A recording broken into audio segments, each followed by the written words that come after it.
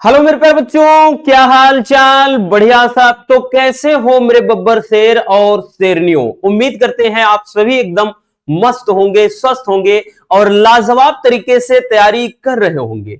अभी बहुत सारे बच्चों के रेगुलर कमेंट्स आ रहे हैं कि सर काफी दिनों से बायोलॉजी की वन शॉट नहीं आ रही। तो चलिए आज के इस वीडियो में हम चैप्टर नंबर 5 जो कि है वंशागति का आणविक सिद्धांत, इस चैप्टर का वन शॉट सॉल्यूशन देखने वाले हैं। यानी इस चैप्टर के जितने इंपॉर्टेंट टॉपिक हैं एक ही वीडियो में हम कवर करने वाले हैं। तो चलिए शुरू करते हैं बायोलॉजी का चैप्टर नंबर 5 जो कि हमने बताया ना वंशागति का आणविक जो आधार है या सिद्धांत कह लें वो चैप्टर, ठीक है ना। तो चलिए शुरू करते हैं पहले टॉपिक से। और ये टॉपिक प्यारे बच्चों देखिए हमने बताया ना कि इस समय पढ़ना वही जो आपको 90 प्लस दिलाए, ठीक है ना भैया। तो याद रखना प्यारे बच्चों ये क्वेश्चन काफी इंपॉर्टेंट है, वेरी वेरी इंपॉर्टेंट टॉपिक है। और वैसे जितने टॉपिक हैं सभी इंपॉर्टेंट है। 2025 का ही पेपर उठाओ आप, ये कम से कम 2 से 3 सेट में आया हुआ है, तो इंपॉर्टेंट है, सबके सब हैं। तो भैया न्यूक्लियोटाइड क्या है, ऐसा क्वेश्चन पूछ सकता है, या न्यूक्लियोटाइड पर संक्षिप्त टिप्पणी लिखिए। तो न्यूक्लियोटाइड किसे कहते हैं समझिएगा ध्यान से। देखिए डीएनए जो पॉलीन्यूक्लियोटाइड होता है, मतलब ये जो डीएनए होते हैं भैया ये एक पॉलीन्यूक्लियोटाइड होते हैं। अब पॉलीन्यूक्लियोटाइड होता क्या है समझना, क्योंकि डीएनए की अब यहां से एक चीज और पहले दिमाग में समझो कि डीएनए क्या है। तो डीएनए एक आनुवांशिक पदार्थ होता है।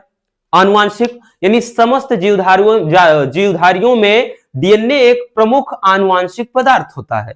और जो कि आरएनए होता है वो कुछ विषाणुओं में एक प्रमुख आनुवांशिक पदार्थ के रूप में होता है। और जबकि डीएनए आरएनए है क्या, तो ये न्यूक्लिक अम्ल होते हैं, ठीक है। ये क्या है, न्यूक्लिक अम्ल होते हैं। तो यहां पर वही चीज कह रहा है कि जो डीएनए है ये एक पॉलीन्यूक्लियोटाइड होते हैं और प्रत्येक डीएनए अणु 3 घटक अणुओं से बना होता है।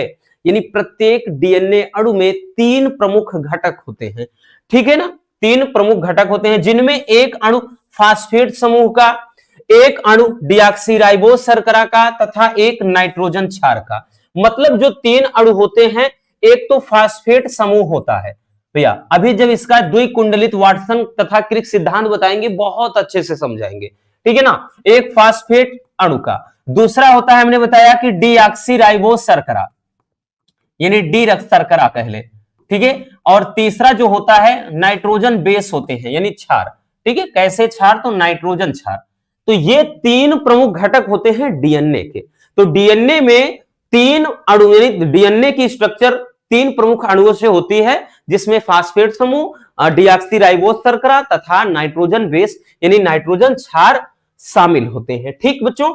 और उसके बाद बात कर ले भैया तो न्यूक्लियोटाइड में हमने बताया ना आपका ये डीएनए आरएनए इन्वॉल्व होता है में मोनोसैकेराइड पेंटोज शर्कराएं पाई जाती हैं जो संरचना के आधार पर डीऑक्सीराइबोज में तथा राइबोज में क्या होती हैं, उपस्थित होती हैं। और नाइट्रोजनीकृत जो क्षार होते हैं वो नाइट्रोजन युक्त कार्बनिक यौगिक होते हैं जिन्हें मुख्यतः 2 श्रेणियों में बांटा गया है और सबसे ज्यादा इंपॉर्टेंट यही है, ठीक है।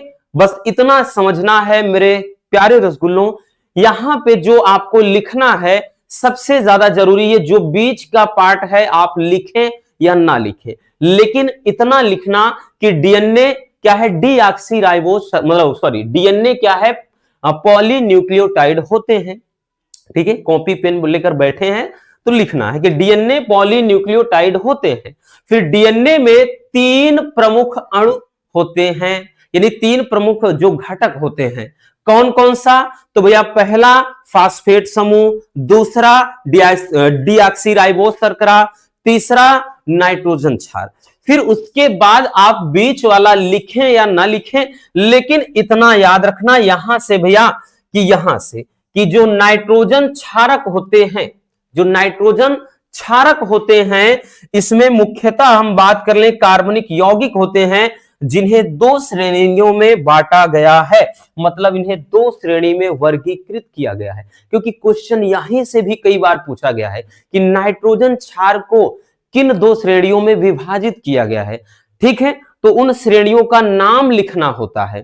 तो चलिए पहले इतना स्क्रीनशॉट कर लीजिए।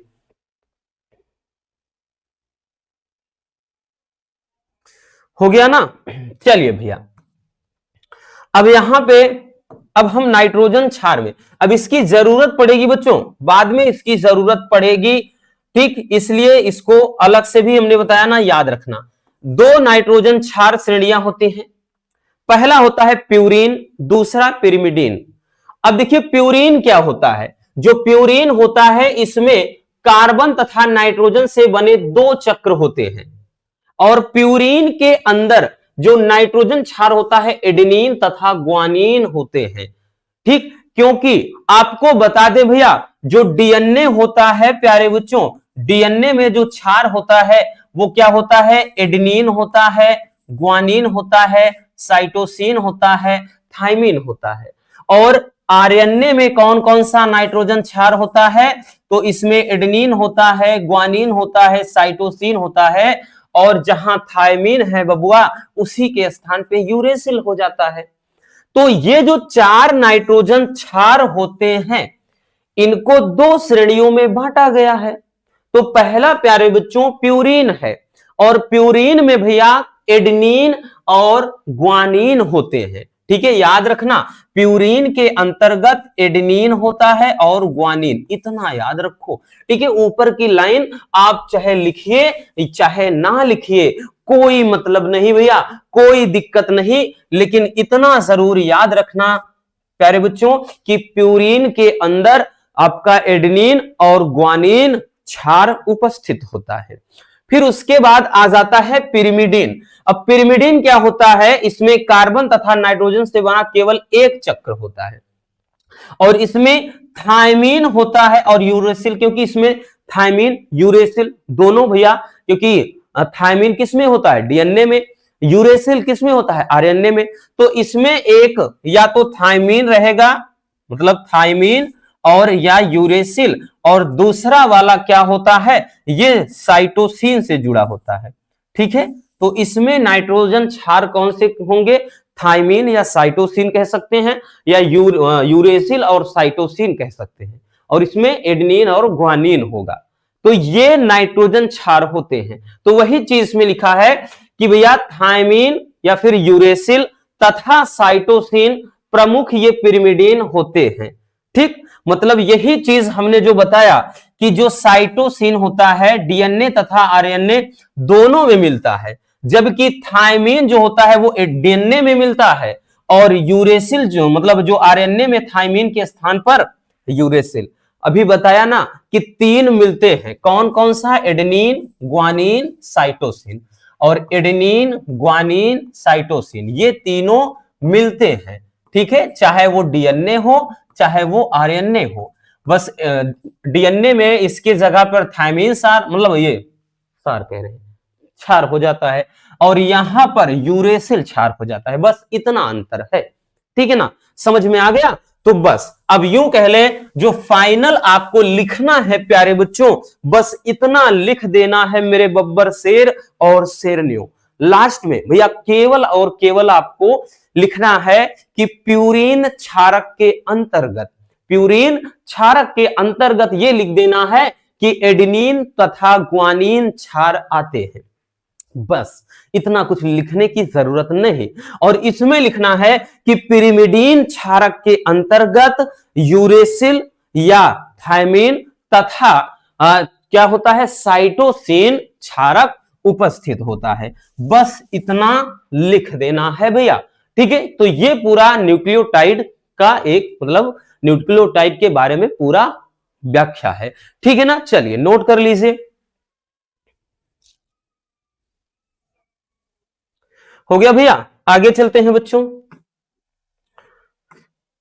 आगे देखते हैं अगला जो टॉपिक है, जो कि हर साल लगभग आता है, ठीक है। ये टॉपिक ऐसा है, तो ये तो एकदम रेगुलर वाला क्वेश्चन है, ठीक है भैया, वेरी वेरी इंपॉर्टेंट कहेंगे, क्योंकि इसे तो हम बिल्कुल भी नजरअंदाज नहीं कर सकते, क्योंकि क्वेश्चन ही इतना प्यारा सा है।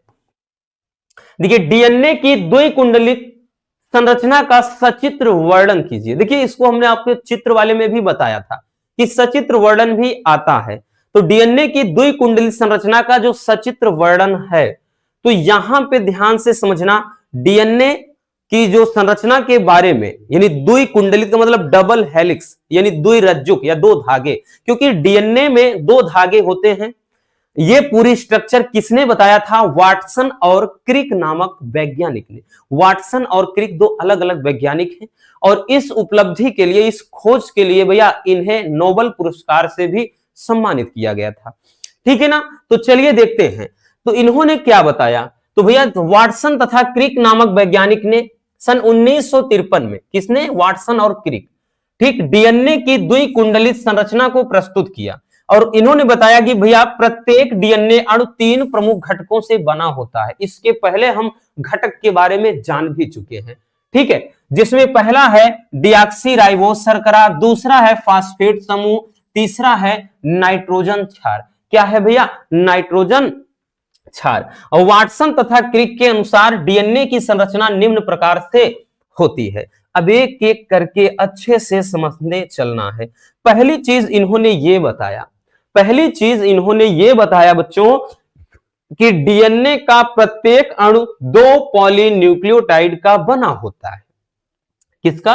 2 पॉलीन्यूक्लियोटाइड का बना होता है, ठीक है भैया, और जिसका व्यास लगभग 20 एंगस्ट्रॉम होता है। प्यारे बच्चों ये आपको 2 न्यूक्लियोटाइड दिख रहे हैं कि नहीं भैया? ये इस तरह से देखिए, ठीक है ना, इस तरह से आपको डबल हेलिक्स दिखाई पड़ रहे हैं भैया। इसी तरह से आप देखिए यहां पर ऐसे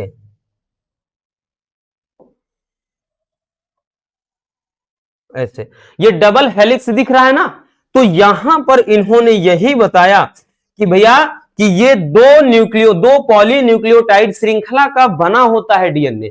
ये चीज बताया कि इसका जो व्यास होता है, जो व्यास बताया भैया, इन्होंने जो व्यास बताया वो बता दिया कि 20 एंगस्ट्रॉम इसका व्यास होता है, ठीक है। इन्होंने बताया कि इसका जो व्यास होता है वो 20 एंगस्ट्रॉम होता है, ठीक है। ये पहला पॉइंट हो जाता है। तो चलिए इसको पहले स्क्रीनशॉट कर ले, ठीक, क्योंकि ये बड़ा ही लाजवाब सा टॉपिक है और लगभग हर एक साल पूछता है। आप पेपर उठाओ भैया, किसी भी ईयर का ये क्वेश्चन जरूर आएगा। या तो बच्चों ये 5 नंबर में आता है या फिर 3 नंबर में, लेकिन ज्यादातर तो 5 नंबर में ही आता है। स्क्रीनशॉट कर लीजिए भैया, ठीक है।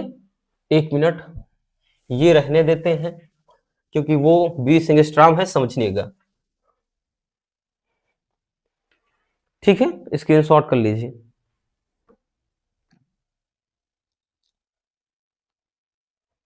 हो गया? चलिए आगे देखते हैं।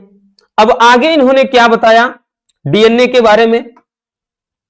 डीएनए के बारे में आगे इन्होंने क्या बताया बच्चों, ध्यान से समझना प्यारे बच्चों।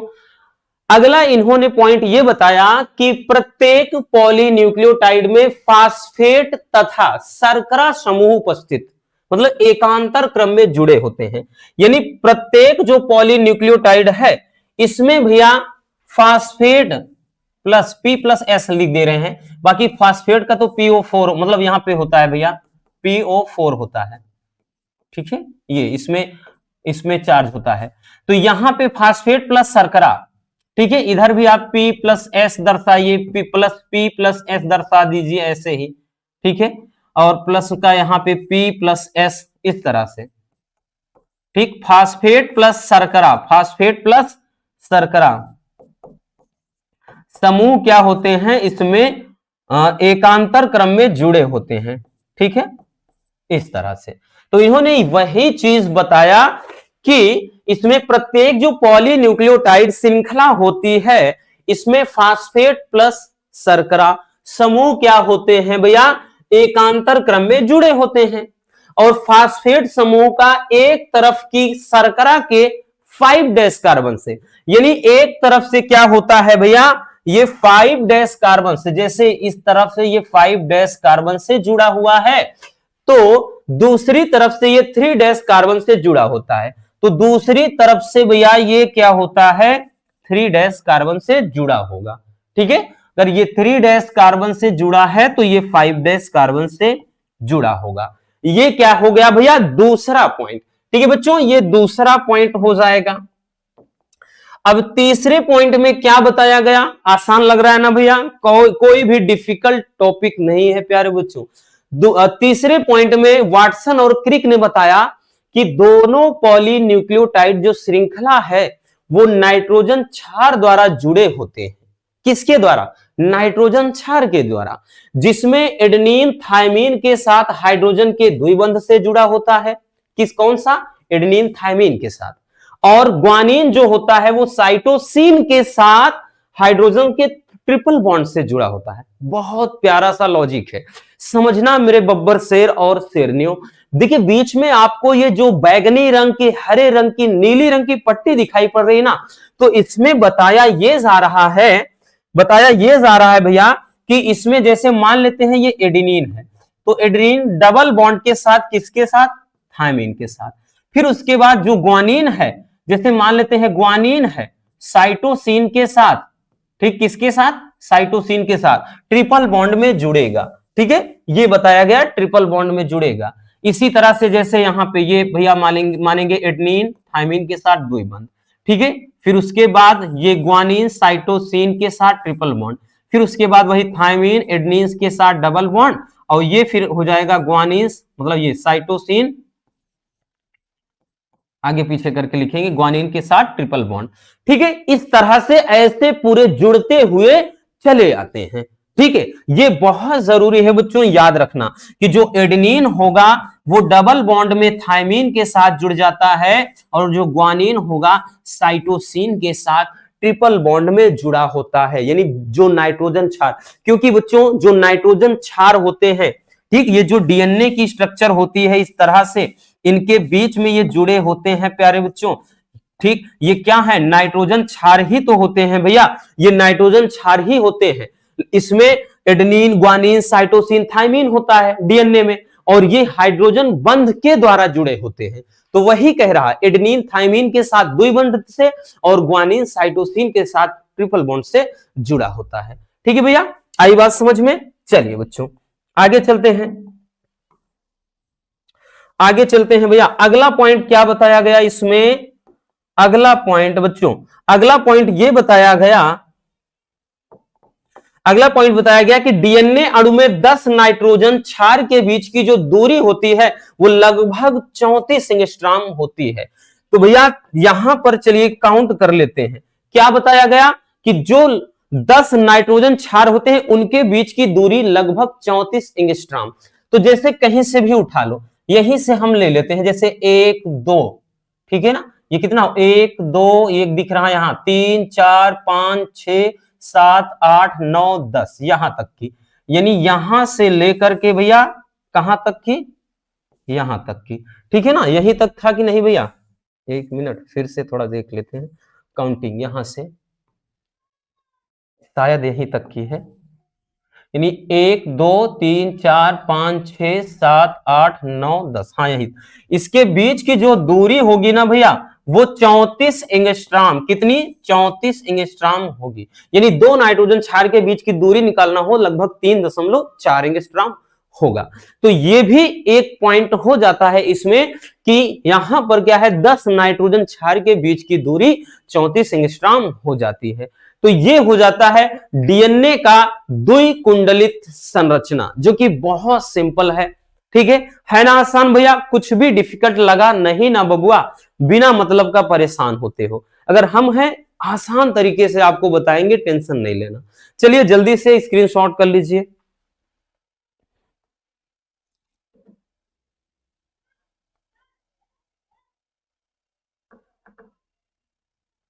हो गया, आगे चलते हैं भैया। अगला टॉपिक है,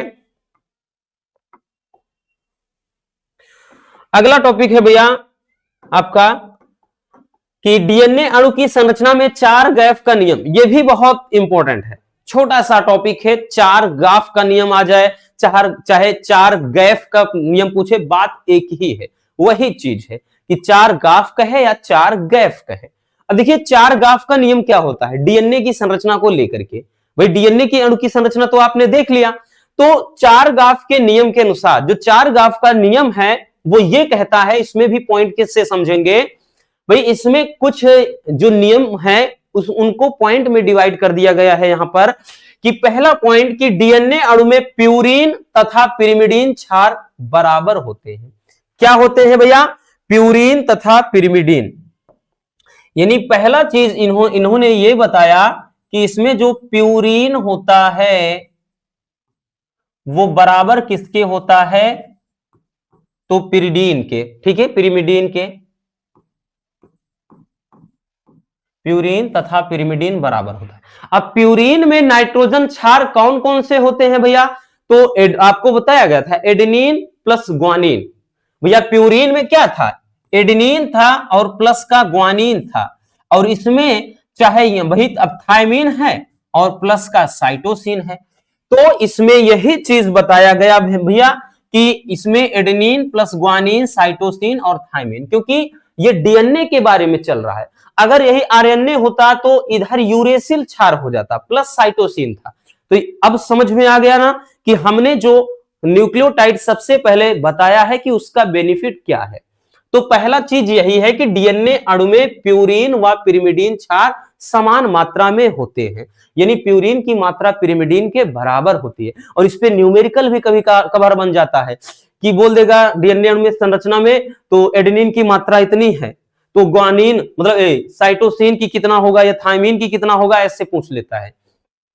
अब ये पहला पॉइंट। दूसरा पॉइंट भैया कि डीएनए में एडेनिन की आणविक मात्रा थायमिन के बराबर तथा साइटोसिन की मात्रा ग्वानिन के बराबर होती है। यहां पर भैया ये बोल रहा है दूसरे पॉइंट में कि डीएनए में एडेनिन की आणविक मात्रा, जो एडेनिन की मात्रा है वो बराबर किसके होती है? थायमिन के, ठीक है, तथा साइटोसिन की मात्रा किसके बराबर होती है? ग्वानिन के। ये भी किस नियम के अनुसार है? तो ये चारगाफ का नियम ही कह रहा, हम नहीं कह रहे हैं भैया। अगला है तीसरा पॉइंट। तीसरा पॉइंट जो होता है, डीएनए में क्षार अनुपात प्रत्येक जाति के लिए विशिष्ट होता है, ठीक, तथा उस जाति के सभी सदस्यों में समान होता है। मतलब इनका अनुपात भी अगर हम निकालें तो अनुपात में वही कह रहा है कि प्रत्येक जाति के लिए एक विशिष्ट अनुपात होता है और उस जाति के सभी सदस्यों में ये समान होता है, मतलब बराबर होता है, ठीक है। तो ये हो जाता है डीएनए अणु की संरचना में चार गैप का नियम, जो कि बहुत ज्यादा डिफिकल्ट नहीं है, बहुत आसान है। चलिए भैया नोट कर लीजिए।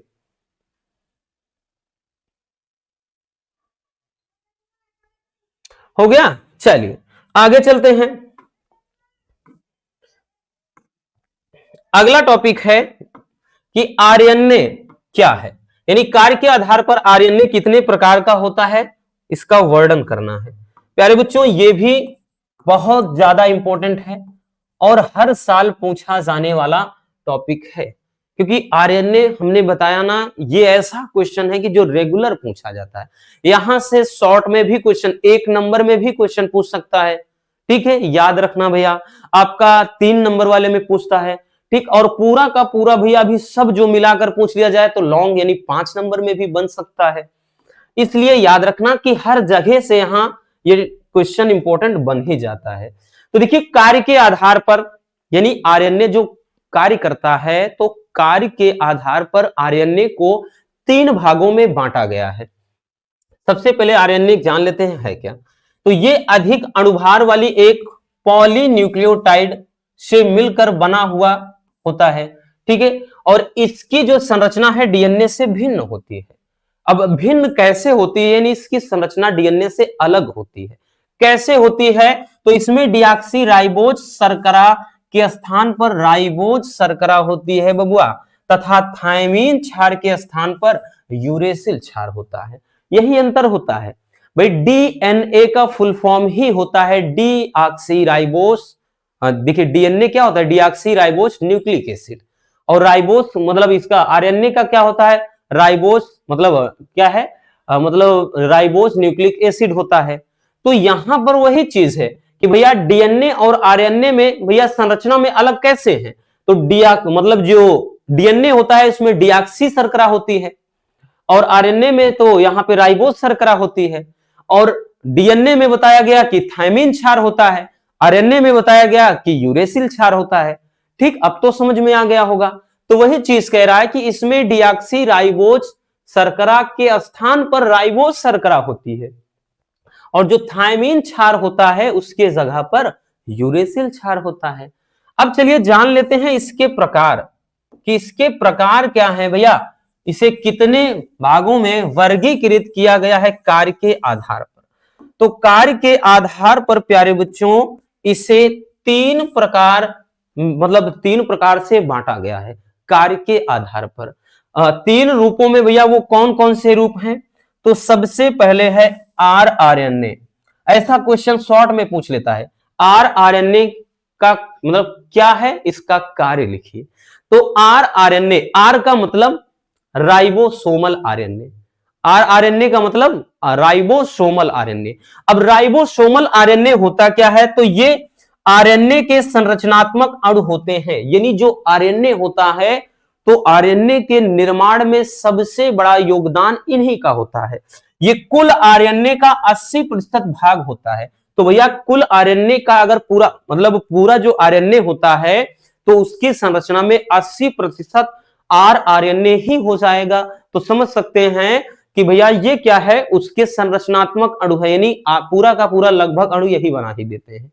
ठीक है, और यह कहां पाया जाता है? तो प्यारे बच्चों ये केंद्रक में डीएनए से उत्पन्न होते हैं और इनका कार्य जब कहा जाए तो ये राइबोसोम की रचना में भाग लेता है तथा प्रोटीन का संश्लेषण भी करता है। यानी इनका जो प्रमुख कार्य है वो इनका प्रमुख कार्य यह है कि राइबोसोम की रचना में भाग लेना। ठीक, राइबोसोम यानी राइबोसोम का होता है भैया, तो ये होता है प्रोटीन का कारखाना, इसे कहा जाता है, यहीं पर प्रोटीन का निर्माण होता है। तो ये क्या है, राइबोसोम की रचना में भाग लेते हैं और क्या करते हैं, प्रोटीन का संश्लेषण में भी सहायक होते हैं। ठीक, तो ये हो जाता है भैया आरआरएनए, बोले तो राइबोसोमल आरएनए। चलिए स्क्रीनशॉट जल्दी से कर लीजिए।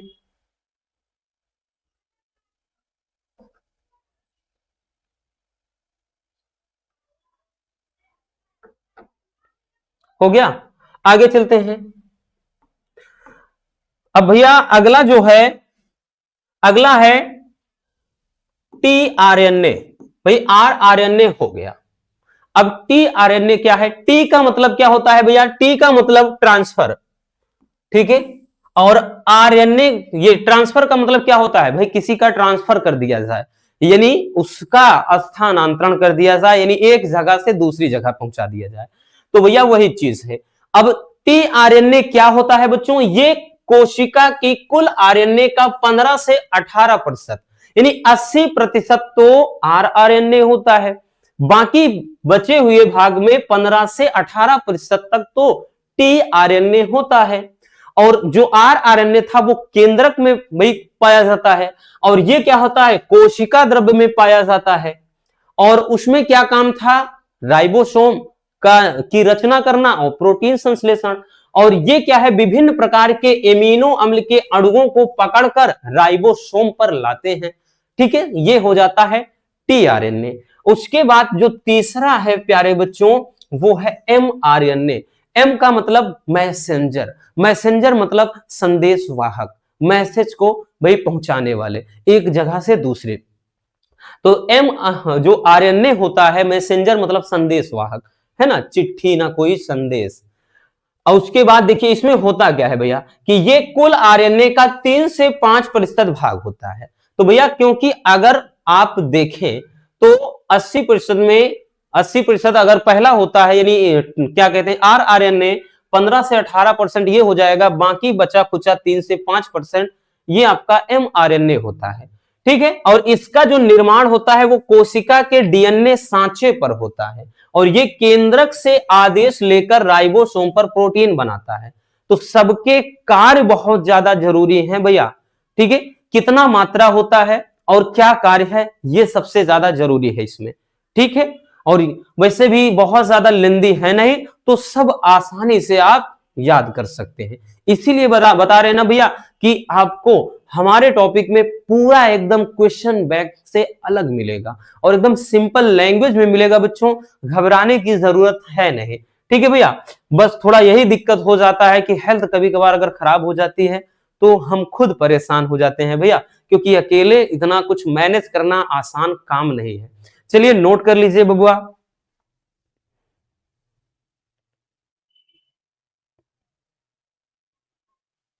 हो गया, चलिए आगे चलते हैं। देखिए अगला क्या है भैया, अब जब डीएनए आरएनए के बारे में हमने पढ़ ही लिया तो अब जानेंगे डीएनए और आरएनए में क्या अंतर है। ठीक है भैया, क्या अंतर है, और अंतर की बात तो ही करो ही ना भैया, अंतर की बात तो करो ही ना, क्योंकि ये भी आप सब भी जानते हैं कि कितना ज्यादा इंपॉर्टेंट होता है। ठीक, कि डीएनए और आरएनए, डीएनए और आरएनए में भैया अंतर लिखना है। क्या अंतर है, तो आधे से ज्यादा अंतर आप सभी समझ ही चुके हैं, समझ चुके हैं। कैसे समझाते हैं हम, देखिए भैया ये मुख्य रूप से केंद्रक में पाया जाता है, यानी डीएनए कहां से, केंद्रक में पाया जाता है, और जो आरएनए होता है ये मुख्य रूप से कोशिका द्रव्य में पाया जाता है। कहां पे बच्चों, कोशिका द्रव्य में। और डीएनए में दो पॉलीन्यूक्लियोटाइड श्रृंखला होती है, कितनी, दो, यानी इसमें इस तरह से दो हेलिक्स होंगे, है ना भैया, दो ही होंगे इस तरह से। ठीक है, इसमें दो हेलिक्स होते हैं, लेकिन इसकी संरचना एक सूत्री होती है, मतलब ये एक एकल सूत्री होती है।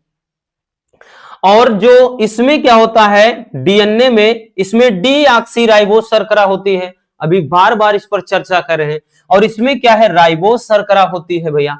ठीक है, तो तीन अंतर होंगे। अगला है चौथा, इसमें थायमीन क्षार होता है, ये भी आपको बता ही चुके हैं, और इसमें क्या होता है, थायमीन की जगह यूरेसिल क्षार होता है। और जो डीएनए में होता है ये समस्त जीवधारियों में एक प्रमुख आनुवंशिक पदार्थ है, इस पर भी अभी हमने बताया, ये भी बताया था। और ये कुछ विषाणुओं में ही क्या है भैया, आनुवंशिक पदार्थ के रूप में होता है।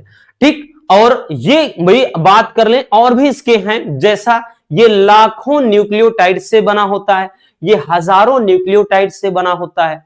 इस तरह से आपके 5 से 6 हो गए भाई, कम से कम तो 3 याद ही करना है, बाकी 4 5 6 तक याद कर लो और भी अच्छी बात है भैया। ठीक, चलिए समझ में आ गया बबुआ, तो इतना अंतर आपको हर हाल में याद करना है। ठीक है भैया, चलिए जल्दी से स्क्रीनशॉट कर लीजिए।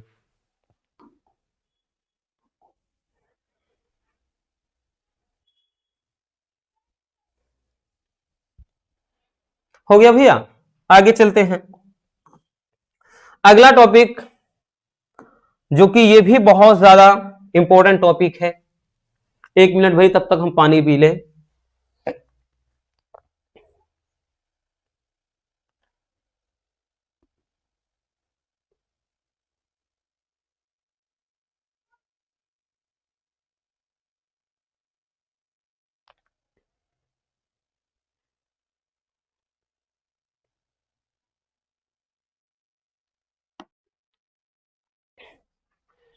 चलिए भैया, अब देखिए ये तो भैया अपने आप में एक लाजवाब टॉपिक है, वेरी वेरी इंपॉर्टेंट ये भी है कि आनुवांशिक कोड क्या है, इसकी विशेषता लिखिए। देखिए बच्चों हमने आपको बार बार ये चीज बताया है, वन शॉट का मतलब ये है किस टाइप के क्वेश्चन किए जाते हैं। ठीक है, एग्जाम में किस टाइप के, यानी जिस भी चैप्टर के बारे में हम वन शॉट देख रहे हैं कि वन शॉट में किस टाइप के क्वेश्चन आते हैं, यही इसका मकसद होता है। ठीक, तो भैया आनुवांशिक कोड क्या है और इसकी विशेषताएं, जो कि लाजवाब टॉपिक है। देखिए आनुवांशिक कोड कहते किसे हैं, पहले परिभाषा देखिए, उसके बाद बहुत अच्छे से समझाते हैं हम।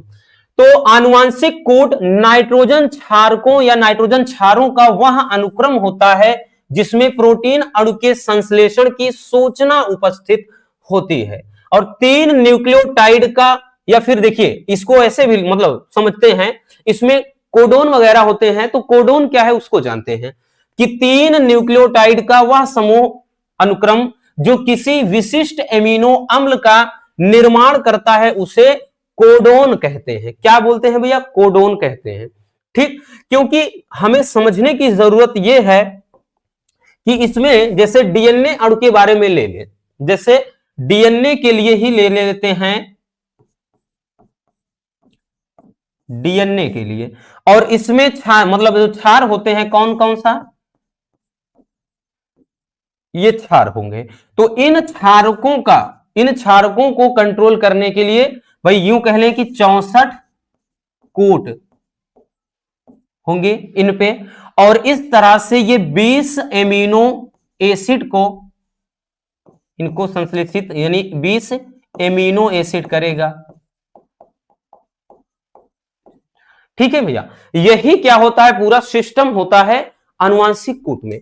तो यहां पर देखिए ये एडेनिन, थायमिन, ग्वानिन, साइटोसिन जैसे ये क्या है भैया, किसमें पाए जाएंगे, तो ये डीएनए में। तो यहां पर भाई हमको पता यह है कि जैसे यहां पर इस तरह से अगर हम संरचना बनाएं बच्चों, संरचना बनाएं तो भैया इसके बीच में जो नाइट्रोजन क्षार होगा, तो यहां पर वही चीज तो बताया गया भाई, एक एडेनिन होगा, थायमिन होगा, ग्वानिन होगा, साइटोसिन होगा, वही एडेनिन होगा, थायमिन होगा, फिर उसके बाद ये ग्वानिन, साइटोसिन। तो ये जो नाइट्रोजन क्षार होते हैं वही चीज यहां पे कह रहा है कि आनुवांशिक जो कूट होता है या जेनेटिक कोड, हिंदी में ही बोल देता है इसे, जेनेटिक कोड क्या है। तो जेनेटिक कोड जो होता है ये नाइट्रोजन क्षारों का वह अनुक्रम होता है। अनुक्रम का मतलब ये किस क्रम में से जुड़े हुए हैं भैया, अनुक्रम होता है जिसमें प्रोटीन अणु के संश्लेषण की सूचना निहित होती है। क्योंकि अभी बताया गया कि भैया जो आनुवांशिक पदार्थ होते हैं, ठीक, चाहे वो डीएनए हो, आरएनए हो, तो इनमें होता क्या है कि आनुवांशिक सूचना निहित होती है, यानी ये सूचना को स्थानांतरित एक स्थान से दूसरे स्थान तक पहुंचाने का कार्य करते हैं। तो वही चीज कह रहा है कि इसमें नाइट्रोजन क्षारकों का वो क्रम होता है, क्रम का मतलब इसका सीक्वेंस, ठीक है ना। तो वही अनुक्रम होता है जिसमें प्रोटीन अणु के संश्लेषण की सूचना निहित हो, ठीक है, वो क्या कहलाएगा, आनुवंशिक कूट कहलाएगा।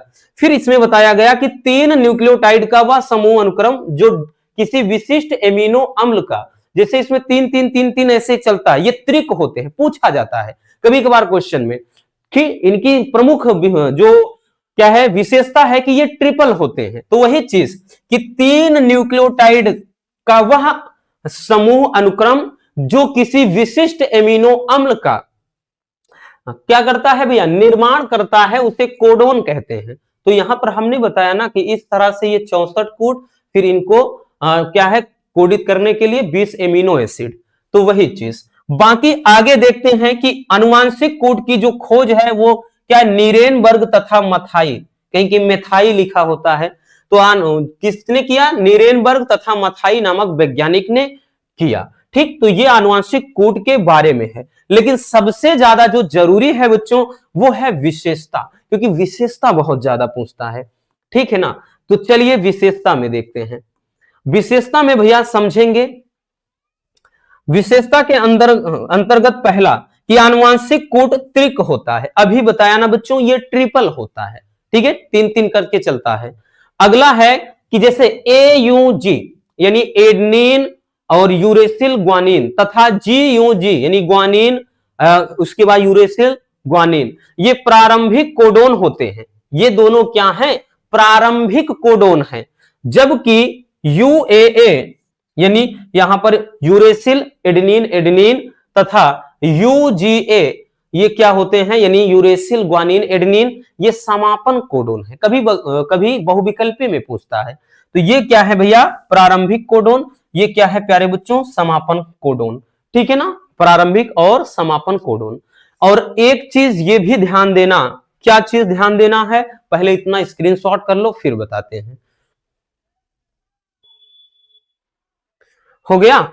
अब यहां पे आगे जो ध्यान देना है, और विशेषता में भैया बहुत सिंपल है, अभी हमने बताया ना कि ये त्रिक होते हैं, उसके बाद प्रारंभिक कोडोन, अंतिम कोडोन क्या है यानी समापन कोडोन। अगला इसमें यह है कि आनुवांशिक कूट कोमा विहीन होते हैं, यानी इनमें कॉमा नहीं होता। अभी आपने देखा ऐसे लिखा था, ऐसे लिखा था इस तरह से, या फिर ऐसे लिखा था, ऐसे, मतलब ऐसे नहीं होता है कि कॉमा लगाओ, यानी ये कॉमा विहीन होते हैं तथा सार्वत्रिकता को दर्शाते हैं। और नेक्स्ट है भैया कि आनुवांशिक कूट अनअतिव्यापी होते हैं, अर्थात प्रकूट के एक ही अक्षर का उपयोग दो विभिन्न प्रकूटों में नहीं किया जा सकता। ठीक है। और नेक्स्ट है भैया कि एक विशिष्ट प्रकूट, ठीक, जो एक विशिष्ट प्रकूट एक ही अमीनो अम्ल को कोड करेगा, यानी एक प्रकूट एक ही क्या एमिनो एसिड को क्या करता है, कोडित करता है। ठीक है, यानी उसका क्या करेगा, कोड करेगा। अगला है कि प्रकूट के पहले दो अक्षर एमिनो अम्ल का निर्धारण करते हैं। जैसे भी हमने बताया कि इस तरह से अगर है, ठीक है, और एक और है, तो यहां पर यह गया कि प्रकूट के पहले दो अक्षर एमिनो अम्ल का निर्धारण करते हैं तथा तीसरे कोड को बिना प्रभावित किए विभिन्नता प्रदर्शित करते हैं। मतलब इसमें जो है तो पहले दो अक्षर ये क्या करेंगे, पहले दो अक्षर एमिनो अम्ल का निर्धारण करते हैं। जैसे इसका दो, तो पहले का इसमें का दो, तो पहले दो अक्षर क्या करेंगे भैया, तो एमिनो अम्ल का निर्धारण करते हैं। ठीक है। अगला है भैया आनुवांशिक कूट क्या है, अपभ्रष्टता को दर्शाता है। तो ठीक, आपको इतना ज्यादा नहीं याद करने की जरूरत, आप केवल 3 से 4 भी लिख देते हो बहुत है। हमने तो भैया यहां आपके 6 से 7 लिख दिया है, तो इसमें तो आपके लिए और भी अच्छी बात है, जितना याद कर सको वो आपके ऊपर निर्भर करता है। ठीक, बट हम यही आपसे कहेंगे कि भाई 4 हर हाल में याद कर लो, बहुत है। स्क्रीनशॉट कर लीजिए।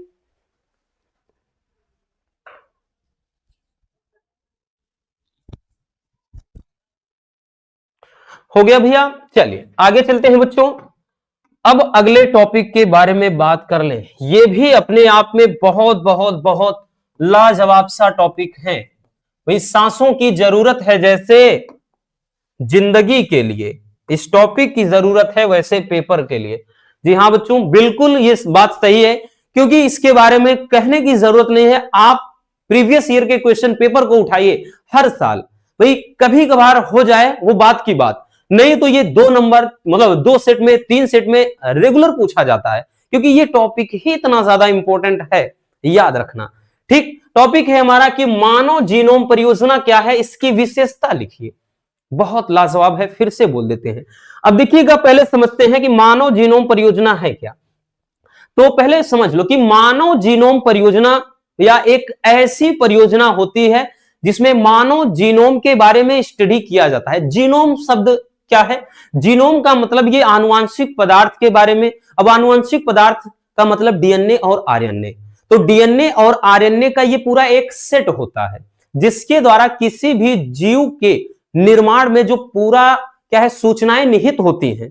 किसी भी जैसे जीन का, भाई हमने बताया जीन में हेर फेर करना है, कुछ भी करना है, उससे भाई जीव के बारे में जो पूरी की पूरी जो क्या कहते हैं नाइट्रोजन क्षार में सूचनाएं निहित होती हैं, उन नाइट्रोजन क्षार में सूचनाओं के जानकारी प्राप्त करने के लिए इस परियोजना का जो है प्रयोग किया जाता है। और इस परियोजना को महापरियोजना के नाम से भी जाना जाता है, क्योंकि भाई किसी एक जीव के बारे में बात कर ले तो जो क्षार होते हैं तो वो लगभग लगभग 3 अरब यानी 3 × 10⁹ इतना होते हैं। और ये अगर एक क्षार युग्म की मतलब एक क्षार के बारे में जानकारी लेना है तो उसके लिए लगभग $3 अमेरिकी खर्च होते हैं।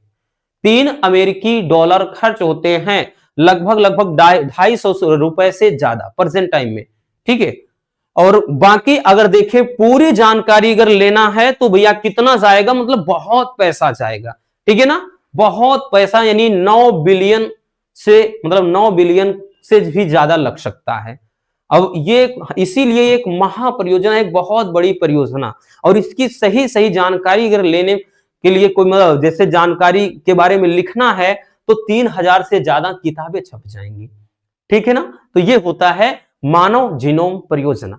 तो चलिए लिखेंगे कैसे वो जानते हैं। तो मानव जीनोम परियोजना एक बड़ी परियोजना होती है। ठीक है भैया, इस परियोजना के अंतर्गत किसी डीएनए खंड को विलगित व क्लोन किया जाता है, उसका विलगन व क्लोन तैयार किया जाता है। अभी हमने बताया ना कि जीनोम का मतलब होता है कि आनुवांशिक पदार्थ। जीनोम आनुवांशिक पदार्थों का वो समूह होता है, यानी जिसमें डीएनए तथा आरएनए का पूरा सेट होता है।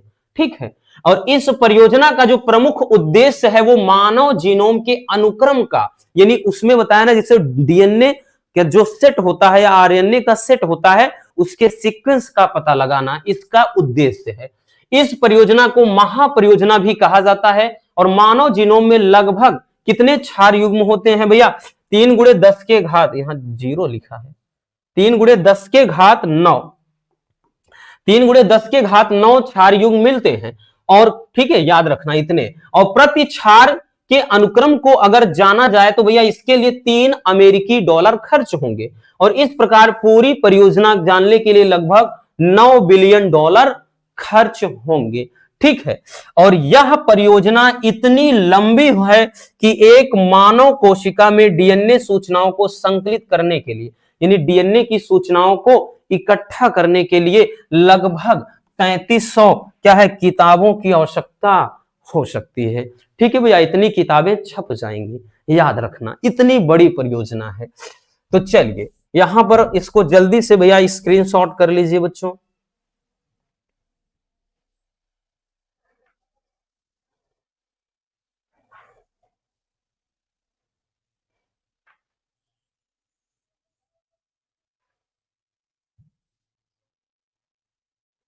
ठीक, चलिए स्क्रीनशॉट कर लीजिए भैया जल्दी से।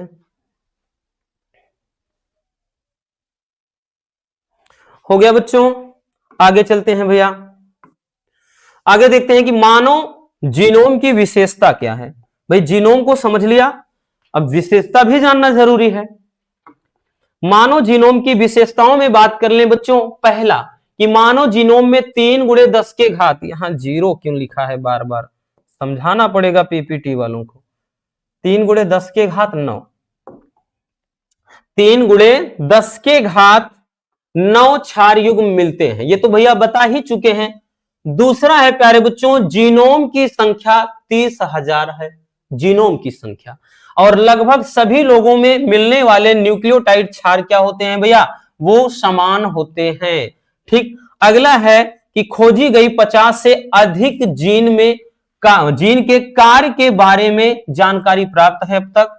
और नेक्स्ट है कि मानव जीनोम के बहुत बड़े भाग का निर्माण पुनरावृत्ति अनुक्रम द्वारा होता है। तो ये हो जाएगा भैया मानव जीनोम के मतलब मानव जीनोम की विशेषताएं। ठीक है, तो इसमें दोनों टॉपिक जो अभी इसके पहले बताया, एक आनुवांशिक कूट और दूसरा भैया मानव जीनोम, दोनों में भाई परिभाषा और विशेषताएं बहुत इंपॉर्टेंट है। चलिए नोट कर लीजिए बच्चों इसे भी।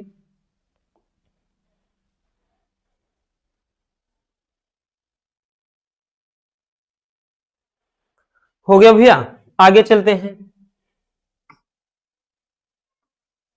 अगला देखते हैं कि डीएनए फिंगर प्रिंटिंग क्या है।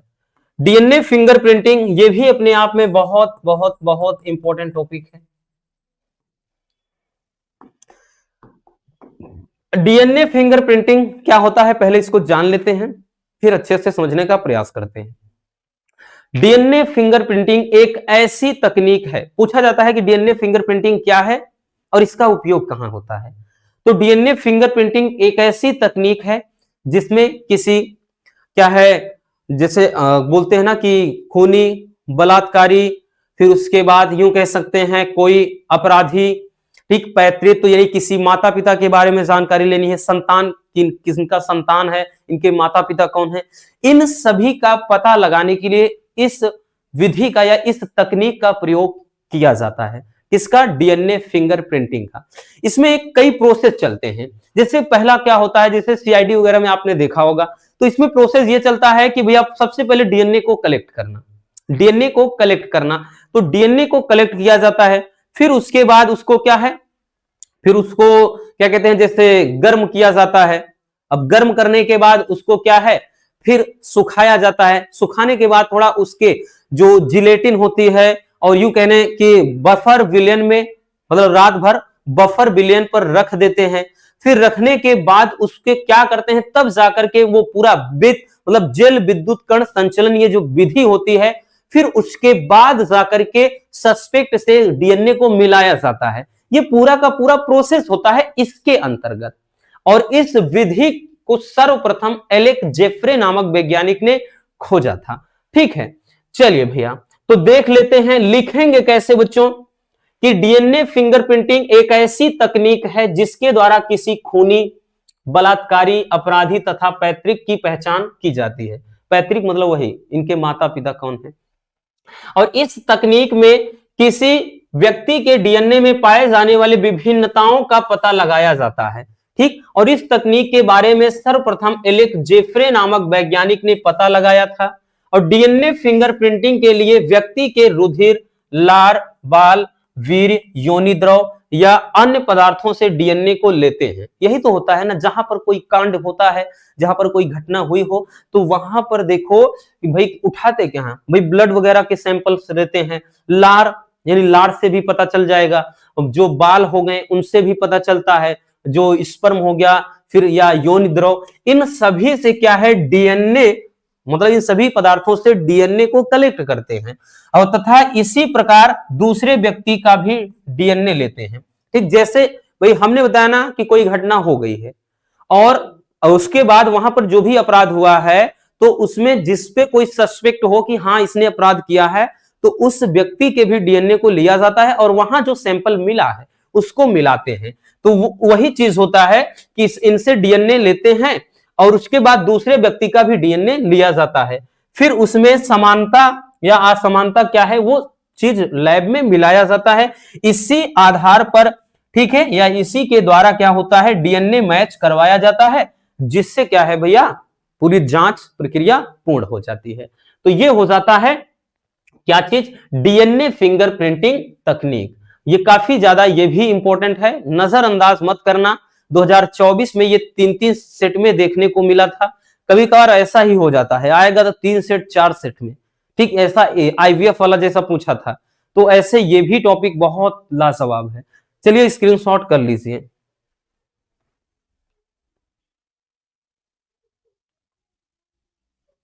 हो गया भैया, तो बस आज के इस वीडियो में इतना ही। उम्मीद है आपको हर एक टॉपिक बहुत अच्छे से समझ में आया होगा। अगर वीडियो पसंद आई हो तो प्यार से लाइक कर देना, नए हैं तो चैनल को सब्सक्राइब जरूर कर लीजिए ताकि मजेदार टॉपिक आप तक रेगुलर पहुंचते रहे। Love you, bye bye, take care. और हाँ, एक प्यारा सा कमेंट बॉक्स में छोड़ दीजिएगा।